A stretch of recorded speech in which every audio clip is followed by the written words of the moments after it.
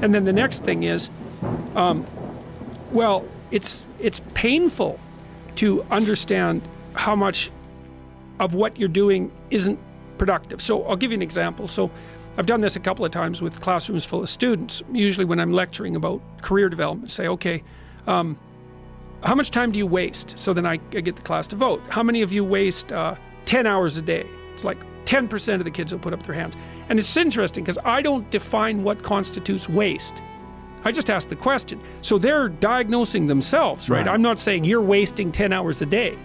I'm just asking. It's like, given your own attitude, how much time are you wasting? 10 hours a day. It's like 10% of the people put up their hands.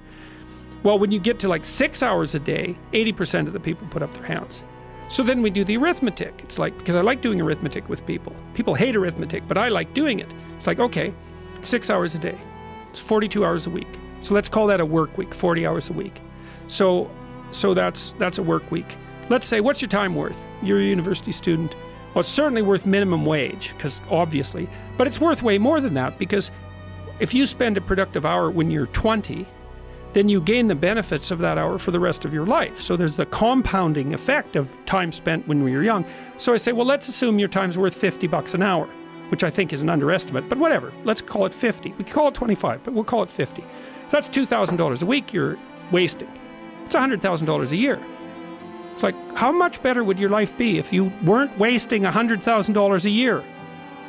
It's like, what is that over 40 years? $4 million. It's like, you're rich. You don't even know it. Quit wasting time. By your own definition. It's like people shake their heads. Like, oh, I never thought about it that way. It's like, yeah, think about it that way. Don't waste your damn life. And then you think, well, why would people be resistant to that message? It's like, well, you really want to wake up and figure out that you're wasting half your life? And you know, when people do that kind of wasting, they actually hate it. You know, and I've had lots of people come to my clinical practice who were chronic procrastinators. You know, and so they're watching YouTube videos, say, but not ones that are good for them, although sometimes they will do that, but just browsing in that kind of mindless way that you do when you're not paying attention and you're trying to kill time. And people doing that, they feel bad, they get depressed, they feel anxious, they can't get away from it, they feel kind of quasi-addicted. That's what they're saying about social media now. It's a huge issue with young kids. Absolutely. But there's this feeling of kind of internal rot and corruption that goes along with it. It's like, yeah, well, you're wasting your life. It's like, so it's painful.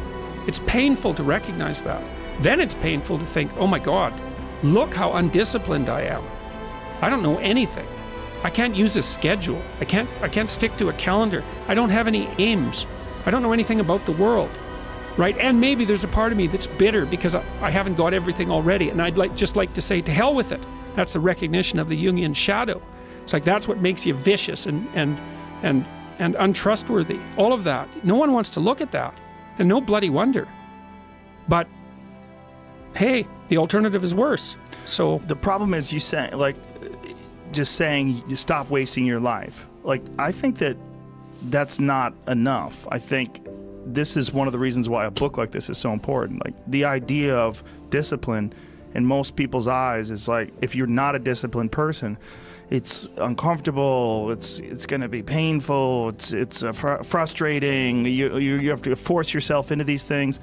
It's a muscle, and it's a muscle that has to be developed, and these patterns have to be developed in your own mindset. Incrementally. Yes. Yeah, well, so you're right, just telling people not to waste their lives is not enough, and this is another reason why I've so much enjoyed being a clinical psychologist, because clinical psychologists don't stick with high-level abstractions, especially the behaviors. They're really practical. It's like, okay, you want to get your act together. It's like, well, how about if, let's say you're not studying well, and so we do a real analysis of how much you're studying. You say, well, I go to the library 4 hours a day. It's like, yeah, okay. How much time do you actually study in the library? Well, you know, I waste time. I have to travel there. I look at my phone. It's like, okay, well, how much? 15 minutes? Half an hour? How much is real studying? Well, maybe we figure out it's 15 minutes. Say, okay, so what you're going to do for 1 week is you're going to study for half an hour. That's all. You don't get to go to the library for 4 hours. You have to sit down, we'll figure out a time, 10 o'clock in the morning, whatever, we'll put it in your schedule. Try to study for half an hour, no more. And then just come back and let's have a conversation about how well that worked. And people will come back and they say, well, you know, I managed it 4 days, and one day I went over, and one day I couldn't do it at all. It's like, okay, that's better. instead of 75 minutes of studying, you know, 15 minutes a day for 7 days, what is that, 15, 70, 105 minutes, you've managed about 210 minutes. So you've already produced an improvement of 50% in your bumbling, horrible way. You've got a 50% improvement in 1 week. It's like, that's deadly. It's like, so in the future authoring program, what we ask people to do is, well, think about your life along 6 dimensions. What do you want for your, so the goal is this, you're going to take care of yourself. You're going to have a life in 3 years that justifies its suffering. That's the goal. So you can invent the damn life, but you have to think what you would be satisfied with, so you wouldn't be all bitter and resentful. It's like, okay, what do you want from your family? What do you want from your friends? How are you going to educate yourself? What do you want for your career? How are you going to use your time outside of work? How are you going to handle drugs and alcohol and other temptations like that? How are you going to keep yourself mentally and physically healthy? And these are open questions, like you get to answer them. The idea is you can have whatever you want, but you have to figure out what it is. It has to be realistic, and you have to figure out what it is. It's okay, so now develop a vision. What's your life going to be like in 3 to 5 years? So you write it down. Then we do something else, which is, okay, your bad habits and your resentment and your bitterness and all of that, your procrastination gets completely out of hand, and you auger down, and you're in your own personal version of hell in 3 to 5 years. What does that look like? Well, everyone knows that. It's like everyone can look into the future and think, well, if I keep going on this dark path, this is where I'll end up. Well, then you've got little hell outlined for yourself to run away from, and you got a little heaven outlined for yourself to run towards, and then you're motivated. Because sometimes, you know, you're just hopeful. I would like a good thing to happen. It's like, yeah, but you know, I'd like to drink half a bottle of whiskey tonight too. It's like, so which is it going to be? Well, just being hopeful about the future might not be enough, but then you think, oh, I see, like, there's that little hell thing that I outlined that's waiting for me.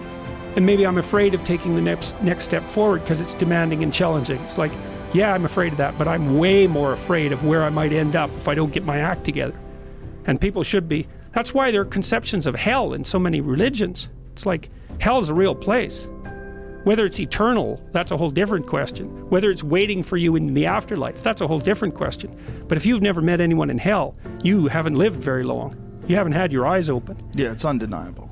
That feeling of total, complete misery is undeniable. Yeah, especially when it's compounded by the fact that you know you did it to yourself. Yes. That's the real fun. That's the real fun part.